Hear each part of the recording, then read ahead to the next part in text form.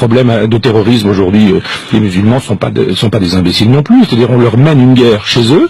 En Afghanistan, par exemple, ou au Mali, on leur rend la vie impossible, on s'en va les massacrer, on les tue par dizaines ou par centaines, et en même temps, on voudrait que ces gens-là soient gentils, etc. Ils sont pas gentils, mais ils ont raison. Autant je suis sur une lutte athée, en disant que l'islam ne me convient pas, autant l'islam est dangereux, mais autant je trouve que sur le terrain politique, il n'y a aucune raison pour qu'on aille faire la loi chez les autres. Pourquoi est-ce qu'on fait la loi chez Kadhafi, par exemple? Pourquoi est-ce qu'on fait la loi au Mali, et pourquoi est-ce qu'on la fait pas au Pakistan? Pourquoi est-ce qu'on la fait pas au Qatar? Pourquoi est-ce qu'on la fait pas à Cuba? Ou pourquoi est-ce qu'on la fait pas en Chine? Si vraiment les droits de l'homme nous intéressent, pourquoi est-ce qu'on est spécifiquement au Mali et pas dans des endroits où les droits de l'homme sont bafoués partout? Alors moi je trouve normal qu'au Mali, où il m'est arrivé d'aller, la politique puisse exister.